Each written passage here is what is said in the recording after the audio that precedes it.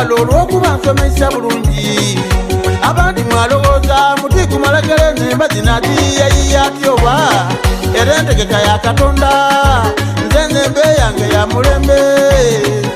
nasooka na kusomesebwa era nebaza mukase yanze kasofi n'ekidongo lundamuwa obuwangazi buteka nsooke neeterezemu nga mwena bawa obukolero mutyame bamama bawa emikeka abo nensibula ebibendobendo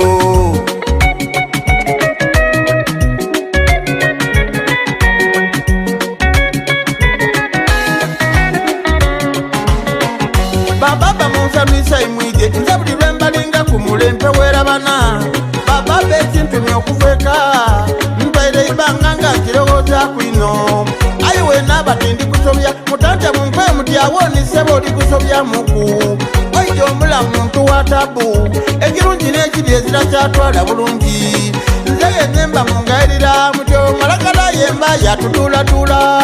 aye bamama ekintumya okuveka iye kikujamu muwalaga amaze tokwana kukuluya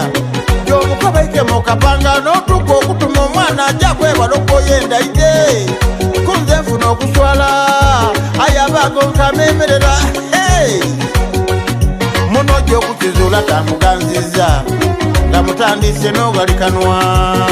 kale kuba mwakafaanani okebere omwana ninzi n'okuba abasangi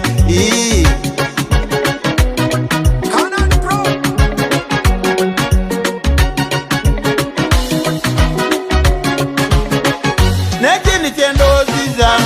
ekyabagazi abakulu okwenda etali saizi yaimwe emyaka ogema mwana atotoola mulenzi ow'emyaka 2 omuganza tosooka na kulowooza muku nti obeekeyo eriyo bato balina okwana bwabo wenoosalawo tomuganza ate nga bw'ayagana muwala weera bayikkirizania byenzogera ti lugambo nimwe abalenzi baleero mufuuse bwabitega mutandise okugaita obuto n'omukulu bombiri litoki obagaita wembuuza ky'obanoonya mu kiki mbonoononya olugambo nze bingi byendowooziza tuli kuswala enzo ku luuyi lwa Katonda ate nga byali atutonda yatuwa amagezi osinga kwensolo eziri ku nsi era yatuwa obusobozi ate ebyoku nsi mbifuge ng'okutuusa lwendiza agayanza n'ensolo ezirimu ensi eno n'ensolo eziriku agati aganene n'ensozi ez'ensi nigana agasita ga mutiranda era yatuwa obusobozi tuzaale tubuna ensi okutuuka etuuka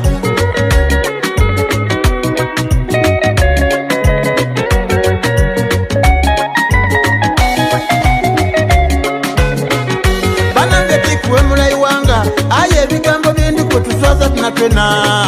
luzi nalimva yenkolera ate nzagana n'abantu bali awo mu kafubo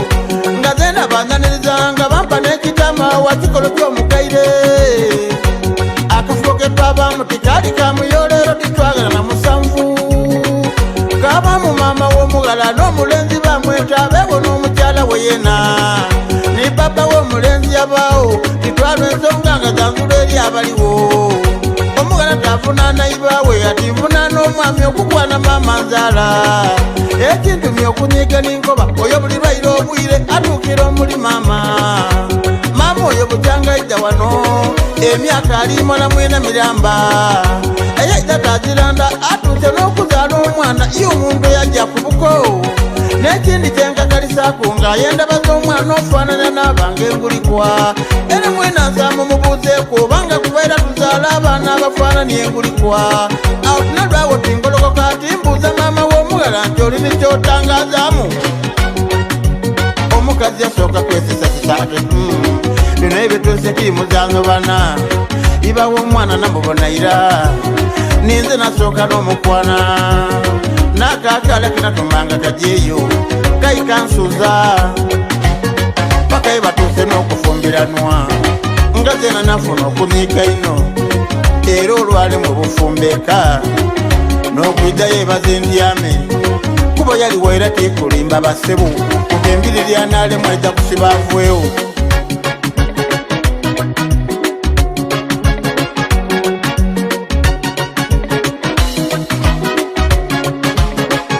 naveewo tindikulira tinalinda lweko banu wanatyo okusimbasimba najanga nkirowooza nti ebitabo kunsibyawakwawo byandiise bwawundi era mubikembabuuzaku ku bantu abo 38 eyakozesa obunomi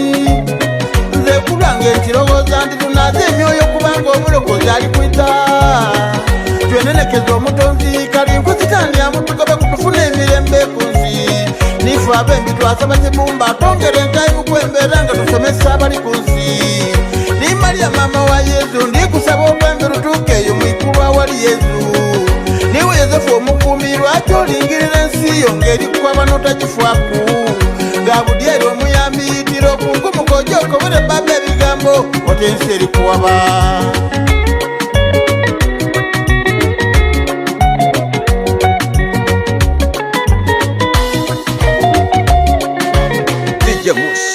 omuntu akupolomotingira enemba edaali didibire ku mudaala donodona daaba nga ditambula